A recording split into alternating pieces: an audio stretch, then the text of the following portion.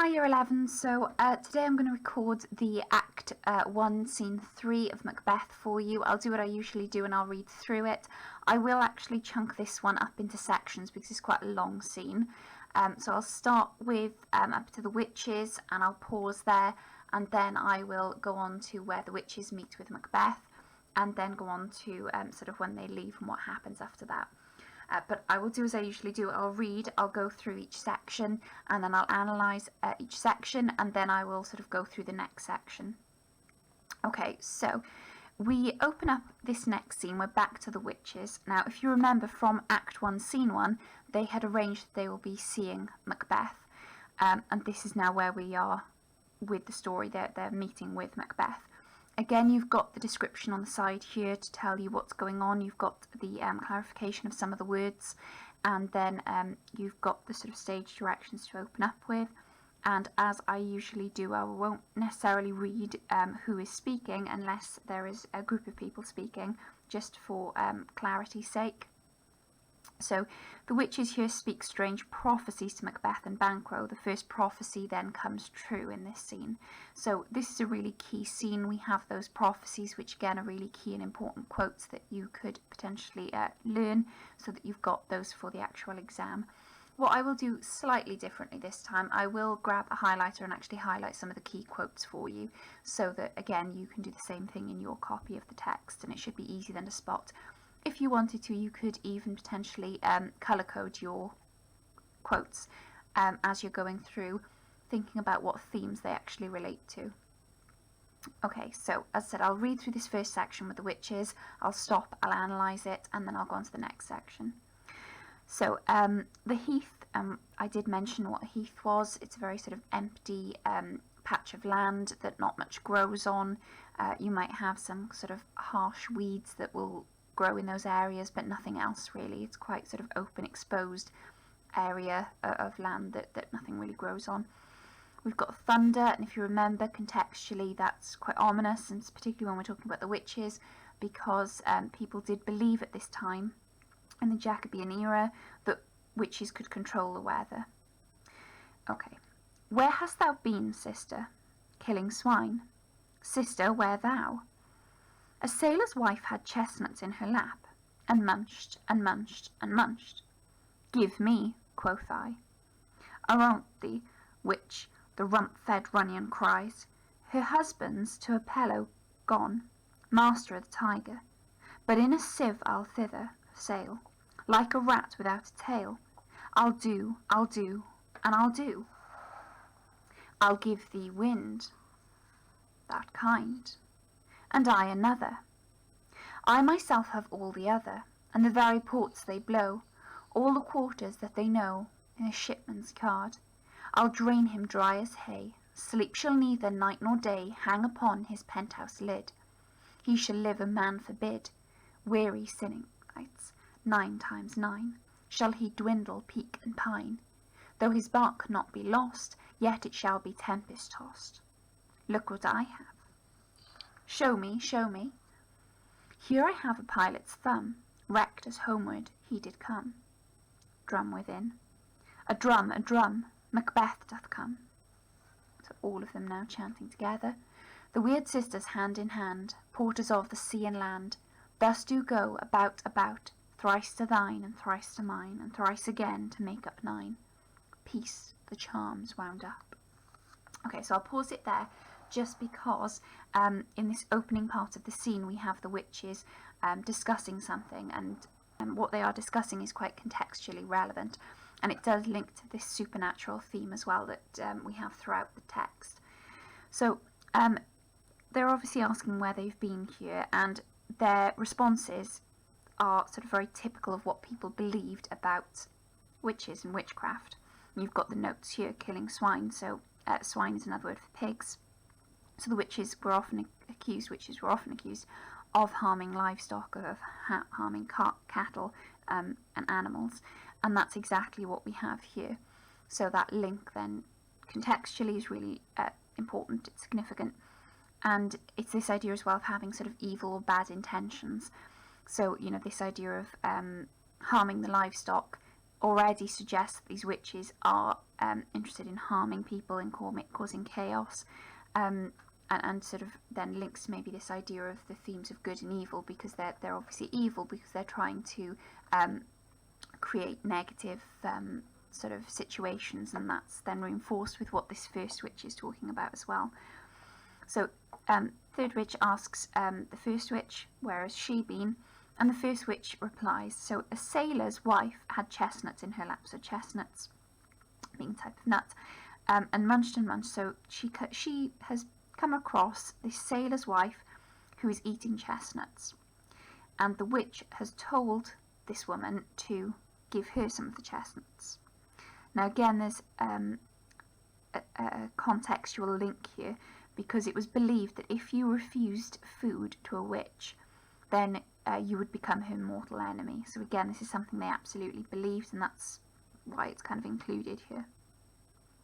So the woman kind of replies back that she's not going to give her the food, therefore making an enemy of this witch. And the witch knows that this woman's husband has gone, and you've got the information here, via the sea, he's a sailor, to this trading city in northern Syria.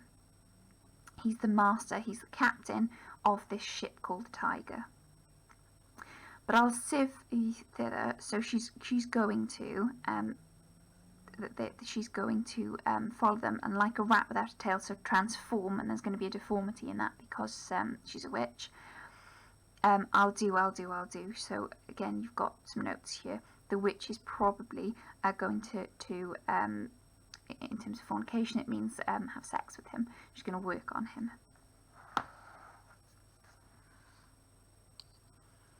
And this is where now again we have this contextual link to controlling the weather. So the second witch is providing wind to help her get there faster, and the first witch thanks her. Third witch as well offers the same thing there. Okay, the wind to carry her there to that area, to the ship.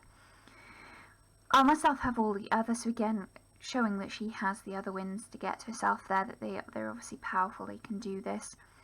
And the very ports they blow, all the quarters that they know in the shipman's card, so she knows where he's going as well here, and where the ships are, and where the ships cannot take refuge. So again, that idea of controlling the weather and sort of directing where their ship can go, if they can control the weather then and the wind. I'll drain him dry as hay. So again, you've got this hint here towards sexual intercourse, this idea of exhausting him. Sleep shall neither night nor day hang upon his penthouse lid, so he's not going to be able to sleep. And that is a key theme, because later on in the text, Macbeth makes mention that he has killed Sleep, and sleep is sort of a key, or it's a very important, significant way for us as humans to sort of mend. And there is research into this, that it allows our bodies to repair, and it allows our mind to rest. So sleep, even back in the Jacobean era, is seen as a really important thing. And later on, Macbeth says that he's killed Sleep, therefore suggesting that he can't sleep because of his guilt. So sleep is seen as an important aspect of human nature, what we need, our human needs. So hang upon his penthouse lid, so he's not going to be able to sleep. He shall live, a man forbid, so he'll be cursed. And this is ominous here. This is important, because actually, just as this sailor is cursed and he's going to live under almost their influence, this sailor, that's what's happening to him. It's what happens to Macbeth as well. Weary Sunites, 9 times 9 shall he dwindle, peak and pine. So again, it's this idea that over the weeks he's going to sort of waste away. Though his bark, so his ship, they can't actually control and injure the human beings. They can influence them, and they can cause harm to them. They can't kill them. So she can't sink the bark relates to his ship. So his ship can't be lost. So she can't drown the ship. She can't do that. Yet it shall be tempest tossed, and a tempest is a storm. So she's going to create all this horrible negative weather. She's going to have this, which is going to obviously again cause strain to him and worry if he's on board a ship that's in this constant storm. Look what I have, and then she's revealing something. So show me. Here I have a pilot's thumb, wrecked as homeward he did come. So pilot's thumb again, relating to sailing and nautical terms here, and you know it's almost being used almost like a talisman. Wrecked as homeward he did come. So this idea as well of causing damage to ships returning home. And then we have this sort of alarm with the drums. So we hear the drums, and therefore that's indicating Macbeth's entrance into this scene. Now, you should have noticed as well there that again we've got this pattern to the way that they're speaking. So hey, day, blow, no, mine, pine. So again, there is like a rhythm to the way that they speak, and it's very much kind of reflecting almost like a chant in the way that they speak. And that's what happens here when they speak together. The Weird Sisters hand in hand, posters of the sea and land, so we have that here. So it's interesting here as well that it ends with peace, the charms wound up. So again, they did believe in the Jacobean era that witches could put spells on people, and that's almost what this is hinting at, that they are creating a spell here, that they are doing that in preparation for their meeting with Macbeth. Okay, so before going on then to the introduction of Macbeth, it's just important to realise that this inclusion of the witches and this information is sort of foreshadowing the effect and influence they're going to have over Macbeth as well. It's sort of emphasising to the reader, to the audience, that these witches, these beings, are powerful and that they have the ability to control others in this way, which for a Jacobean audience would be terrifying, because they absolutely believed that witches existed and that they were capable of doing these types of things. Alright, so going on to the next section then, and again I'll just go up to the point where the witches vanish. We have now the entrance of Macbeth and Banquo. Now remember, this is the first time we're actually meeting Macbeth. We've heard about him, we've heard the impressions that others have of him, but this is actually, as an audience, our first glimpse of who this person is. He's already been introduced to us by others as being brave and noble, being quite violent, but actually for the right reasons so far. So that's going to be important. Okay, so enter Macbeth and Banquo. And again, I'll read through this and then I'll analyse it and pick it apart. So foul and fair a day I have not seen. How fast it affords. What are these, so withered and so wild in their attire, that look not like the inhabitants of the earth, and yet are on it? Live you, or are you aught that man may question? You seem to understand me, by each at once her chompy finger lying upon her skinny lips. You should be women, and yet your beards forbid me to interpret that you are so. Speak if you can. What are you? All hail, Macbeth. Hail to thee, Thane of Glamis.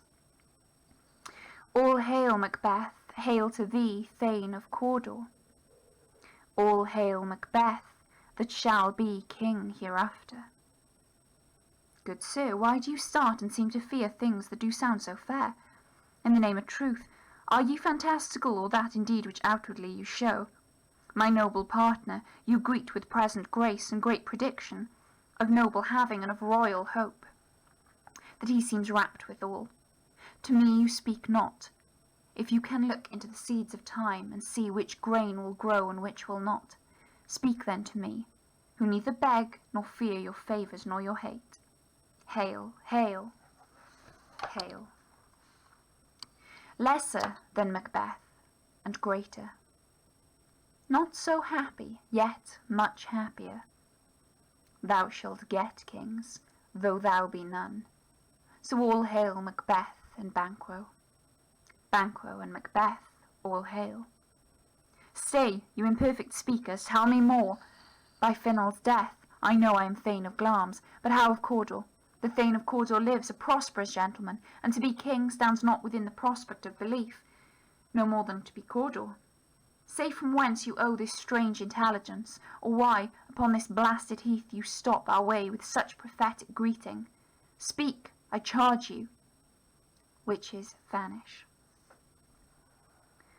Okay, so I'll pause there just because I want to sort of go through particularly those prophecies, because they're quite important. Obviously, they sort of set the storyline progressing then as we get further into it. They're the sort of what initiate the storyline, really. Okay, so first of all, it's really important that we have this sort of parallelism, foul and fair, that kind of links to what was said previously with the witches themselves. So actually Macbeth echoes something that the witches said themselves about this idea of fair is foul and foul is fair. So I'll just make a note of that. Okay, we've already got a link and a connection between Macbeth and these witches. So could this be significant in terms of revealing that Macbeth is not this sort of noble, great warrior, but actually there are hints of evil within him, because he echoes the witches, who are very much the embodiment of evil in this play. And when he's talking about foul and fair, you know, we can question there as well what he's talking about. So is it fair because they won and they had their victory, but it's foul because obviously there was such fierce fighting, or because of the weather even? So maybe it could be fair because he's been in battle and he's happy with how he's conducted himself and the fact that they've won.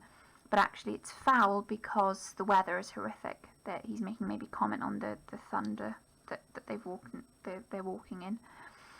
And then Banquo asks how far is it to Forres, and actually Forres is just an area in Scotland. And then he spots the witches. What are these so withered and so wild in their attire?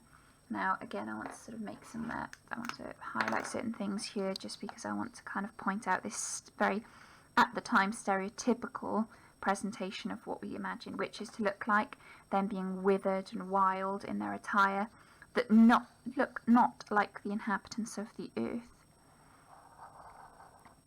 and yet are on it. Okay, so he's questioning. So we could first of all pick out the fact that we've got this interrogative, maybe shows his confusion, maybe that he's hesitant.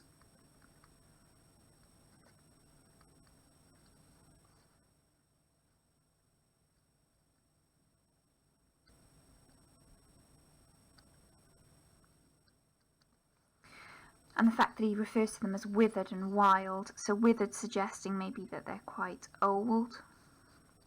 So again, like I said, very stereotypical in terms of maybe being old women, and that's how we tend to kind of view witches, and being wild there as well. Maybe again, maybe linking to them being and looking quite haggard. But also maybe this link and idea to them being chaotic, because you know that they do cause chaos, and they cause negative and awful things to happen. So look not like the inhabitants of the earth. So we've got this description here, this imagery, and they seem almost alien. And I don't mean that as in like aliens in space. What I mean by that is that they obviously look unnatural, not human.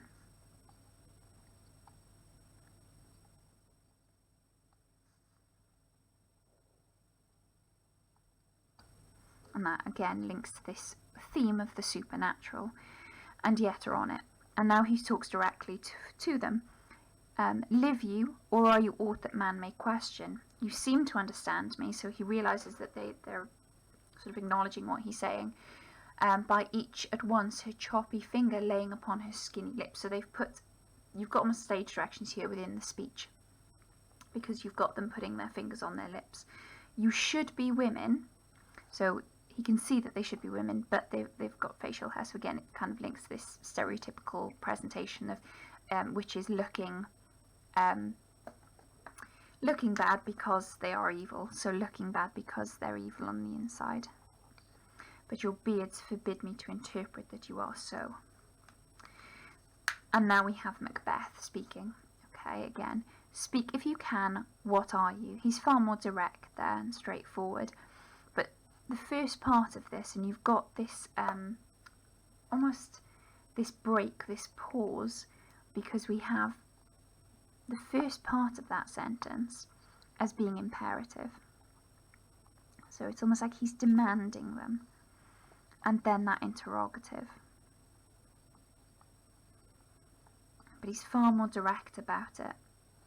Now, this is where they give the 3 prophecies. So the first which says to him, "All hail Macbeth, hail to thee, Thane of Glamis." So Glamis, again, here we go, we've got information at the side here.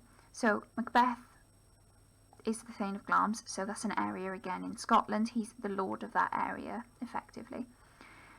Second, which then gives him this prophecy, "All hail Macbeth, hail to thee, Thane of Cawdor." Now that's important because obviously we know as an audience, so we've got this understanding, this dramatic irony then, because we actually know, okay, and you've got the note over here, so I'm just going to tie those together by putting a little link between them. We've got this dramatic irony. Because we're aware of that, we know from the last scene that we looked at that actually the king wanted Macbeth to be given the Thane of Cawdor, which, if you remember, the original Thane of Cawdor had been sentenced to death because he betrayed the king. And then the third witch pronounces him as king hereafter. Okay, so those are very important quotes. They're key quotes. So he's called Thane of Glamis, which he is because his father died and obviously he's inherited the title. Then he's referred to as Thane of Cawdor, which is dramatic irony because we already know he's being given that title. He doesn't yet know that, but we do as an audience. And then the third witch, "All hail Macbeth, that shalt be king hereafter." Okay, so those are 3 key quotes. Those are the predictions that are given to him. And obviously it's kind of indicating that they have this otherworldly knowledge. Clearly they know more than what a normal human being would know. So again, showing and emphasizing their power, that they're part of the supernatural, and like I said, starting and putting into motion the rest of the storyline for this play. So it's interesting though that this is the predictions that are given to Macbeth, but it's Banquo that responds. And again, we've got almost like stage directions being given in the speech. So Banquo here speaks to Macbeth. "Good sir, why do you start and seem to fear things that do sound so fair?" So he's almost asking him like, "Oh, why are you shocked at what they're telling you? And actually that sounds brilliant, that sounds amazing." And then he sort of switches back to speaking to the witches. "In the name of truth, are ye fantastical, or that indeed which outwardly ye show?" So, again, you've got some information here. So are you imaginary? Am I just making this up? Or are you in fact real? What I can see, are you actually real? "My noble partner," and again, that's key and that's important in terms of description, because Macbeth is being described positively here by his friend Banquo, this captain, this person who also fights beside him, the same rank as him, and he's referring to him as noble. "You greet with present great and great prediction of noble having and of royal hope." So he's just kind of, again, emphasizing, so you've given him like really good predictions of further nobility because he's inheriting another title, and also of royal hope of becoming a king. That he seems rapt with also. He's so shocked by this. Okay, so you've got that information here. He's like flabbergasted. He can't believe it. "To me you speak not," so you've not said anything to me yet. "If you can look into the seeds of time," so we've got some, again, imagery here. You've got to kind of pick it apart if you remember me telling you that. So if you can look into the seeds of time, if you can look at the seeds of what's going to happen in the future and say which grain will grow and which will not, speak then to me. So tell me what's going to happen in my future. Let me know, who neither beg nor fear your favours nor your hate. So he doesn't seem to have fear of the witches. So he seems obviously quite brave to a Jacobean audience because he's speaking directly to them. And he literally tells them, "I'm not scared of you. I don't want you to hate me, but I'm not scared of you. So come on, speak to me. Tell me what's in my future." Now, the predictions they give to Banquo are far more ambiguous. Okay, they're not nearly as clear as the ones that they give to Macbeth. So they explain, "You are going to be lesser than Macbeth and greater, not so happy yet much happier. Thou shalt get kings, though thou be none. Okay, now the last one is a little bit more clear. And it's not until actually we know and have seen the whole of the play or read the whole of the play that we come to understand what these mean. So he's going to be lesser than Macbeth. He's never going to get to the point of being king himself. He's never going to gain great riches or more titles from what he's done. But yet, his reputation will stay intact because he's known as also being a good and noble man.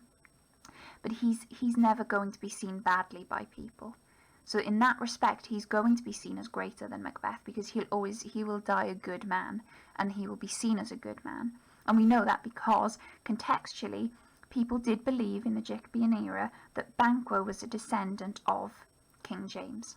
So Banquo obviously has to be presented as a good person, a good man in this play, because Shakespeare would have wanted King James to be flattered by this, because people believed that Banquo existed and that he was a distant relative of James. So in this respect, that's important as well. It's significant that he's described lesser because he'll never gain the titles that Macbeth does. However, he's going to be greater than him because he dies a good man and his reputation is kept intact. Not so happy, so you won't achieve the happiness of being king and sort of having that greatness and those titles and that success of Macbeth, but yet he is going to be happier because Macbeth, we know by the end of the play, is seen as a tyrant. He's seen very negatively by people, and obviously he's executed at the end. He's killed by Macduff. So actually he's going to be much happier in that respect because he's never going to experience as well the guilt and the paranoia that Macbeth does as well. He is assassinated by Macbeth later on, but he will never suffer in the same ways that Macbeth does in terms of the mental torture of experiencing guilt and realising almost what he's become. Because Macbeth has almost a realisation, he decides at the end of the play that he will die in battle, and there's almost like an aspect of taking back a little bit of his reputation by doing so, but Banquo never has to do that. The third witch then says that thou shalt get kings, though thou be none. So he's never going to be king himself. However, he will get kings. And what they mean by that, in that respect, is that his sons will be kings. So he will provide a line of kings. And that's important because obviously, as I said, there is a link there with Banquo being a descendant of James, King James. And that's what, contextually, the significance there, that's what Shakespeare has included to link to what people at the time would know. So all hail Macbeth and Banquo. Banquo and Macbeth, all hail. Now, at this point, Macbeth, who was standing there absolutely gobsmacked and amazed, he starts to speak here. Okay, now, he says to them, "Stay, you imperfect speakers." Okay, so again, they're not being clear, so he kind of picks up on that. "Stay, you imperfect speakers," and you've got here an imperative. So very much demanding again. Tell me more. So he wants to know more. He's completely intrigued by this now. By Finnell's death, so Macbeth's father, because of his father dying, he knows that he's become Thane of Glamis, and that's how he's inherited his title. But how of Cawdor? So he questions them, like, how on earth can I be Thane of Cawdor? The Thane of Cawdor lives. So if you remember, like I said, Macbeth doesn't know yet that the Thane of Cawdor, the original Thane of Cawdor, has been put to death, that he's going to be executed. So he doesn't know that. A prosperous gentleman. So he's unaware of the death sentence that's been given to the Thane. And to be king stands not within the prospect of belief, no more than to be Cawdor. So he sort of realises, I can never be king, that's not possible, how on earth is that going to happen? Stay from whence you owe this strange intelligence. So he wants to know, like, how do you know this? Or why, upon this blasted heath, you stop our way with such prophetic greetings. So he does question it, so that interrogative does show his kind of confusion over it, and that he's maybe a bit wary about it.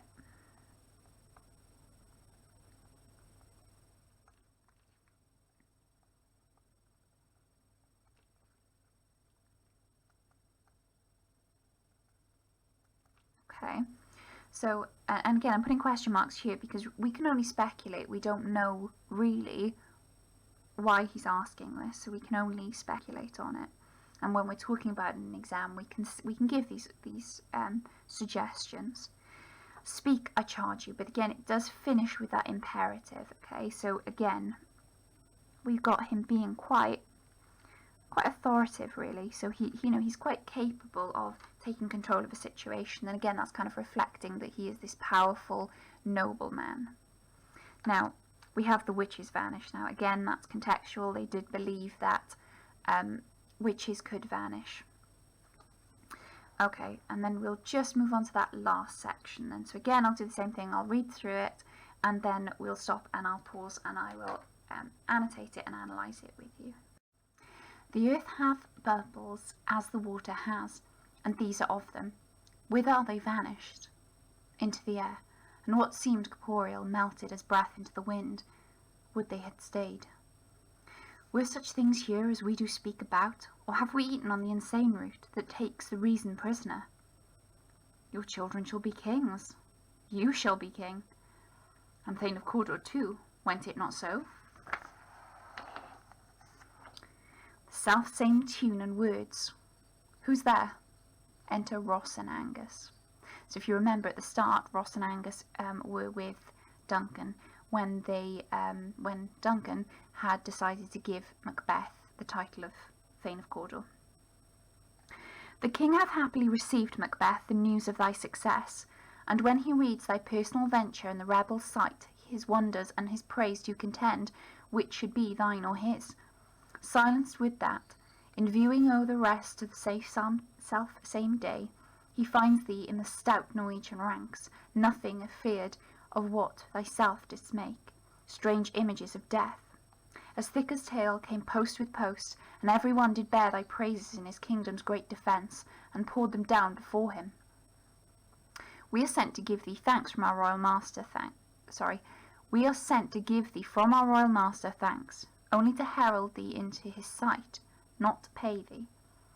And for an earnest of greater honour, he bade me from him call thee Thane of Cawdor, in which addition, hail, most worthy Thane, for it is thine. What? Can the devil speak true? The Thane of Cawdor lives. Why do you dress me in borrowed robes? Who was the Thane lives yet, but under heavy judgment bears that life, which he deserves to lose.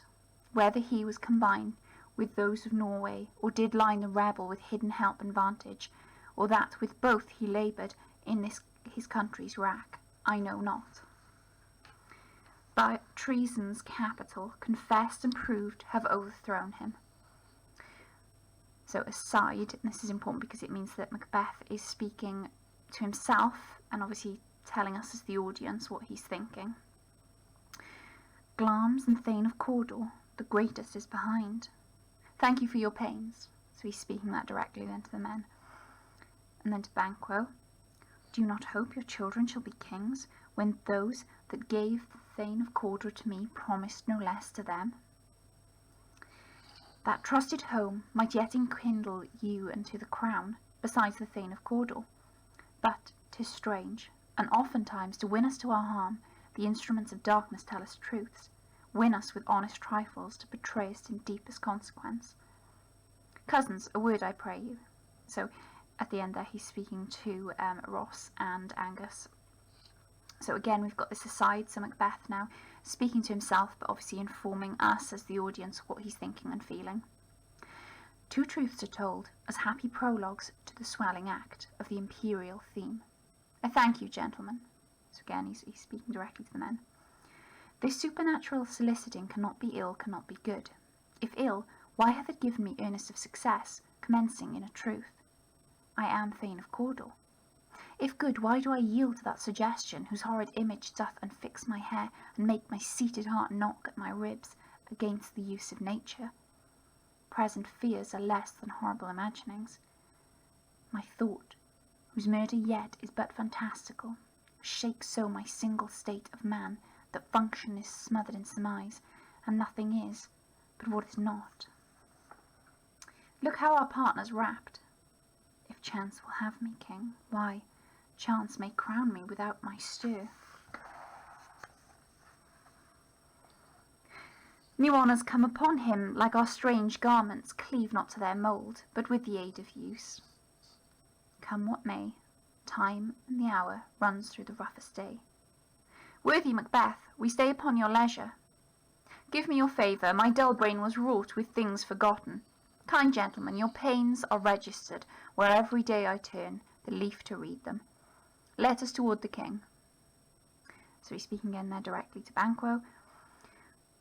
Think upon what hath chanced, and at more time, the interim having weighed it, let us speak our free hearts each to other. Very gladly. Till then enough. Come, friends, exuit. Okay, so same thing again. I'll just go through it and sort of break down what's happening there, and just highlight and pick out and make some notes on some of the key points. Okay, so we come back to the beginning of that section. So Banquo then is sort of commenting on how unusual what has just happened with these women sort of disappearing, and asks sort of like, where have they gone? And Macbeth replies, so into the air, and what seemed corporeal, so having substance, having a body, what seemed real has now disappeared, melted as breath into the wind. So again, we've got this imagery that's being created here. It's very almost riddle-like in the way that this is being described. Would they had stayed? So that's significant in terms of, he was obviously desperate to find out more, so he wanted them to stay.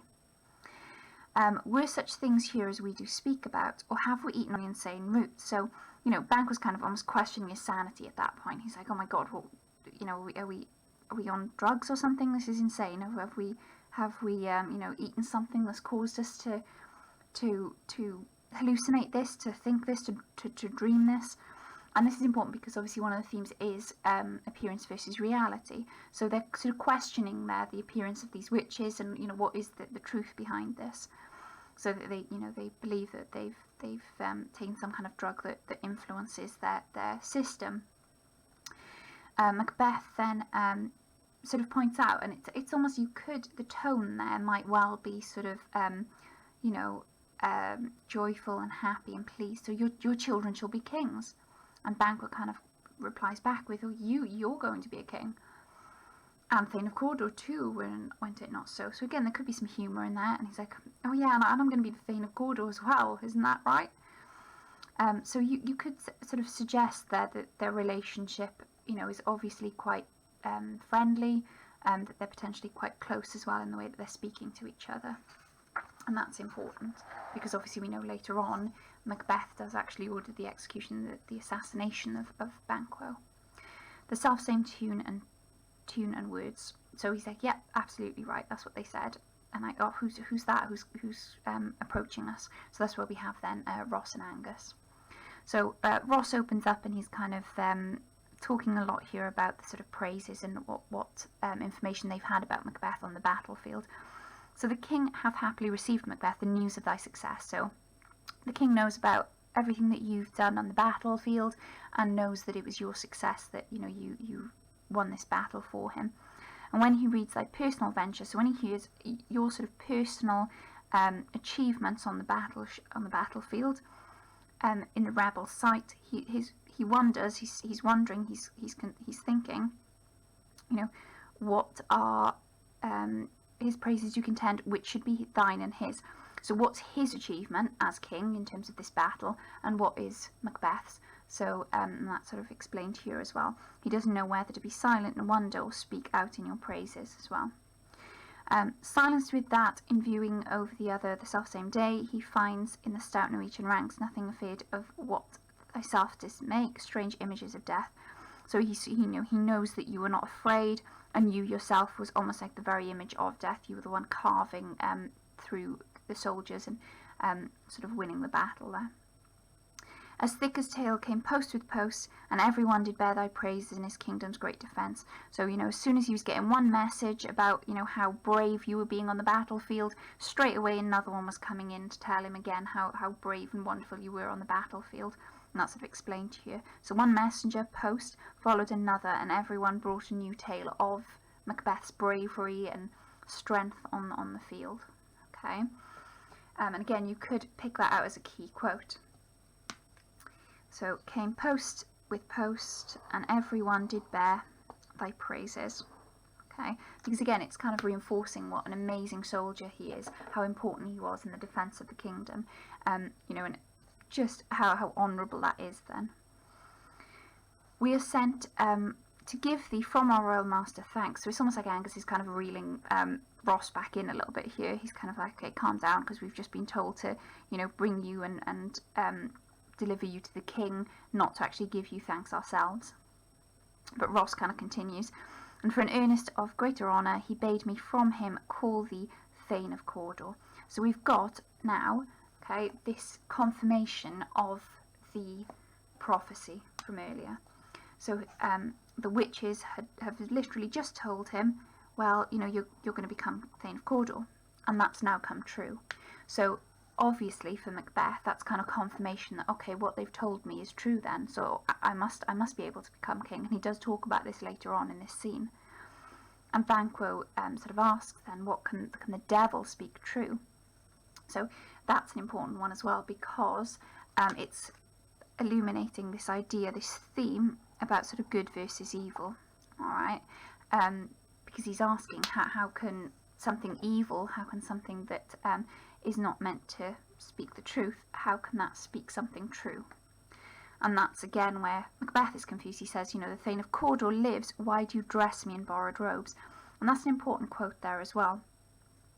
There's notes here, clothes and images of clothing are very important throughout the play, and perhaps Ross invests Macbeth with some garment symbolic of his new title. So again, there could be some stage directions being included in that as well. So there could be something being passed on physically that Macbeth can wear to show his new status.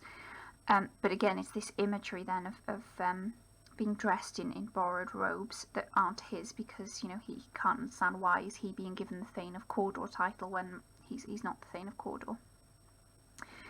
And then Angus explains, well, yeah, the Thane, he does live, but under heavy judgment bears that life. So he's being judged and he's going to be executed for his treachery. And that's what he explains here.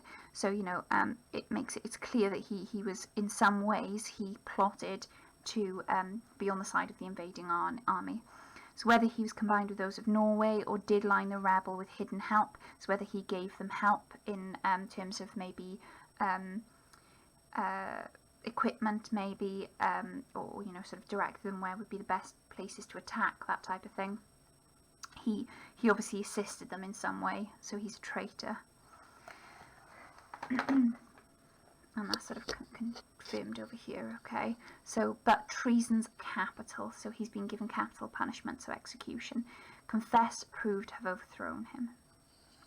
And then we've got this aside, so this is the first time that sort of Macbeth speaks to himself, and he says, Glance and Thane of Cawdor, the greatest is behind. So it's almost like, you know, the last one and yet has to come. So he knows that he's going to become then king. If they're true about and honest about Glance and Cawdor, then, you know, the title of king is yet to come. And he says to the men, you know, thank you for your pains, thank you for sort of coming and delivering this information to me.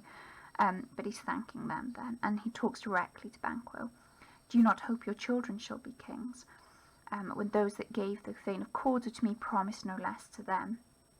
So he's sort of asking Banquo, like, oh gosh, you know, this is a really good sign. It looks like your children will be kings. Then are you happy about that? Because, you know, clearly they were being honest. Now, whereas Macbeth seems to be completely sort of taken in by what the witches have said and what they've revealed, Banquo is a little bit more sceptical, and there's some key points that he makes here. That trusted home might yet enkindle you to the crown besides the Thane of Cawdor. So, you know, yeah, okay, you could be then that, you know, you will maybe become king, but this is weird, this is strange. And oftentimes, to win us to our harm, so in other words, to get us to sort of almost condemn ourselves, for us to do something bad, these instruments of darkness, so these, you know, obviously these witches are meant to be in league with Satan, with the devil, so they tell us something true. They win us over, they tell us honest things, honest little trifles, and then that will betray us. It'll come back on us in some way, in some unknown way, in some hidden way that's going to cause us harm. So that is a key quote. To win us to our harm, the instruments of darkness tell us truths, win us with honest trifles, to betray us in deepest consequence.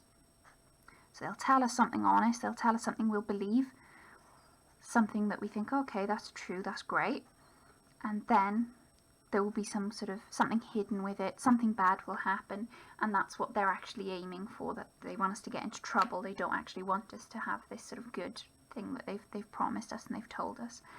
And then he sort of speaks to the men and he says, cousin's a word. So he takes Ross and Angus off to the side and speaks to them, and we don't know as an audience what they're talking about. We've got no idea. Instead, we have Macbeth on stage and we overhear his thoughts.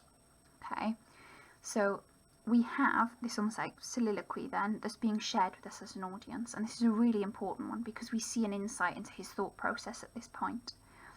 So two truths are told, so two things have been confirmed, and they're true, they've come true, as happy prologues to the swelling act of the imperial theme.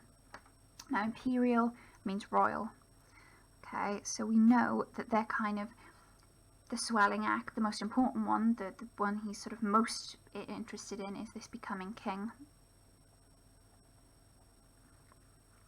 And he shouts out to them, thank you, gentlemen. So then he comes back to his aside and talking to himself. So this supernatural soliciting, and think about soliciting, solicitors give advice, legal advice, and in this case, this supernatural soliciting, the witches have given him advice. But there is some confusion for him here as well. Okay, he realises, well, it can't be bad because they've told me the truth, but it can't be good either. And that's almost echoed in the parallelism of foul is fair and fair is foul, and so foul and fair a day I have not seen. So again, we've got this kind of link, this parallelism with this idea of, two things that are in opposition being kind of combined together there in these quotes.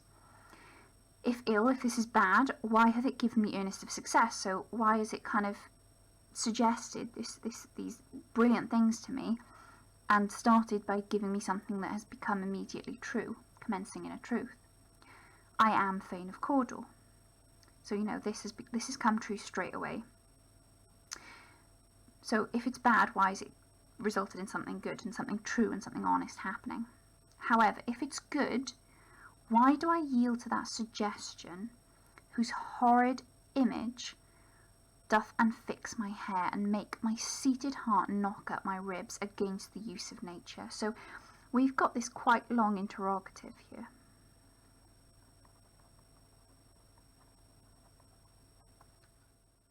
And actually, we've got a little bit of, and we've got information here about it, the very thoughts, or what he's thinking here, whatever thought he's having, the very thought, although it's only a fantasy, shakes my entire being, and I can do nothing without thinking of it. So Macbeth's state of mind is expressed as much in the irregular grammar as in the meaning of his words.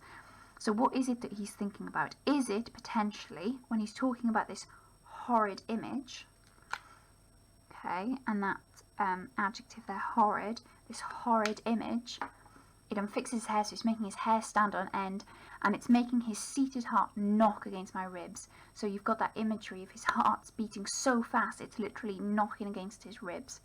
So he's so unsettled by this. It's causing him a really kind of, clear, visceral reaction. And, he's questioning, he maybe, potentially, this image that he has is of killing the king so that he can claim the throne. Potentially. So we might have some foreshadowing here of the events that obviously take place later in the play. Present fears are less than horrible imaginings. My thought, whose murder yet is but fantastical. So again, there it kind of confirms for us. He is then already considering this sort of, he's fantasizing, that word fantastical, he's fantasizing about this murder. Shake so my single state of man, that function is smothered in surmise, and nothing is but what is not. So again, you've got some notes here. So nothing matters now except what is to come. So he's totally transfixed on this idea of becoming king. So we have an idea of his ambition here.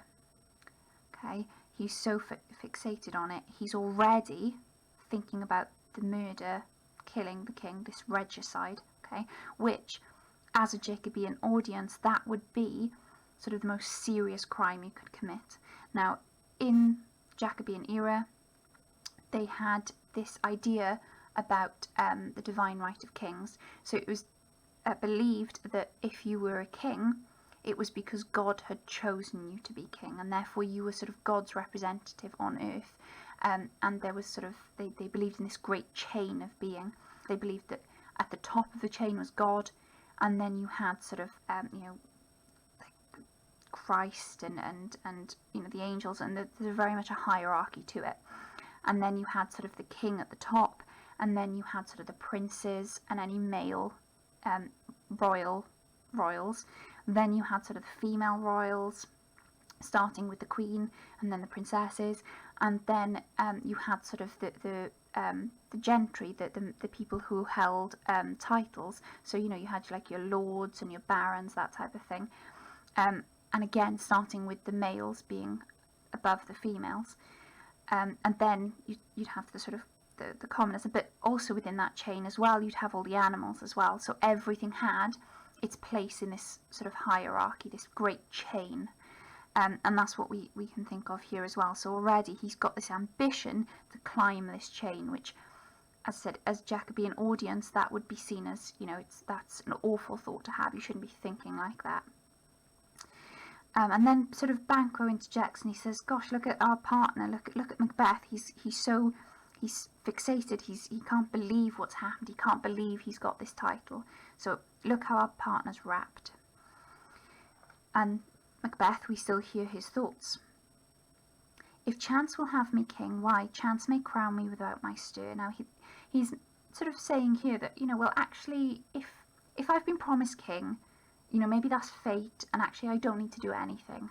Right? And that's an important key theme here as well, like this idea of, what choice do we have, and this idea of free will. So, he's saying, well, maybe I don't have to do anything. I don't have to kind of push things. If that's fate, if that's what's meant to be, that's what's meant to be. So actually, without my stir, I don't actually have to I don't have to do anything. I don't have to take any action here. I can just let it happen. Okay, and then right towards the end of this, and Banquo is still sort of commenting, still almost like talking about him.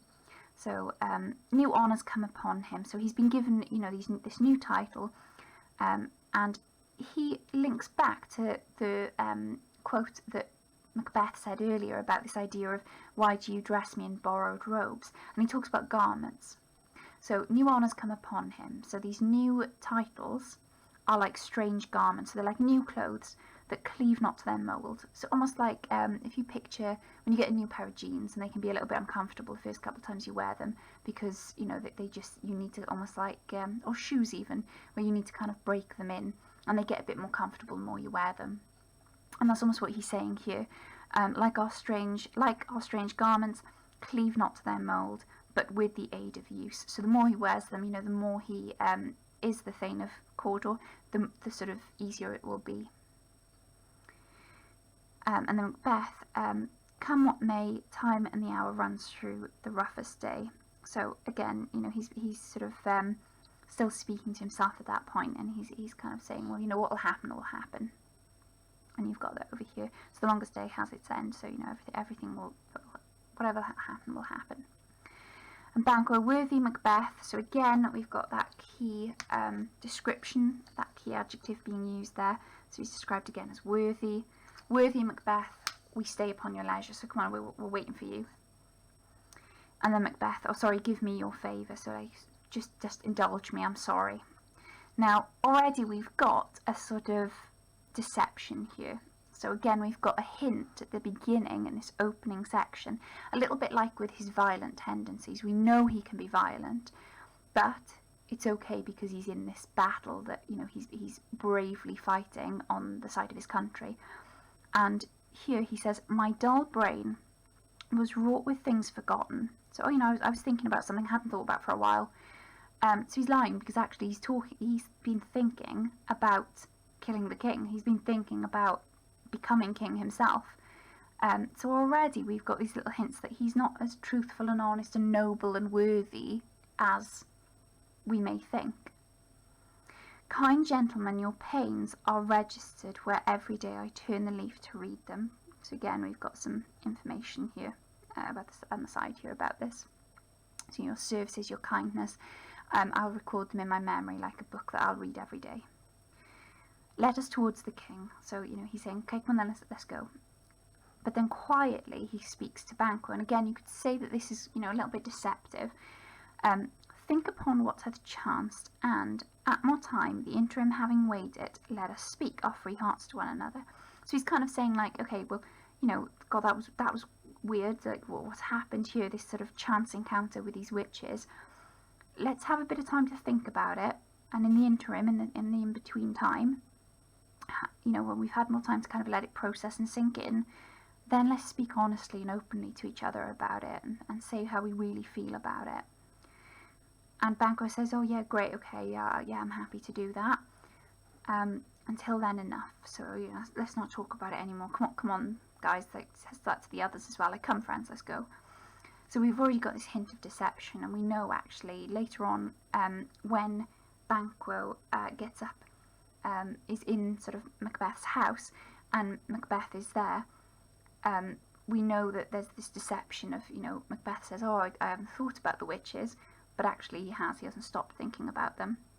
So that sort of links into to that scene as well. It's subtle, but there's a definite link there with what he says about, you know, not thinking about the witches and talking freely and being open with each other, which he isn't. He becomes, from this point, apart from with Lady Macbeth, he becomes very introverted. He doesn't talk to anyone else about what's happened. So hopefully that's really helped, and maybe highlighting there has helped a little bit as well. But please do sort of discuss anything with me. If you'd want me to do something different when I go through this, let me know, and I'm happy to adapt that just to make sure that you've got all the notes that you need then as well. But hopefully that has been useful.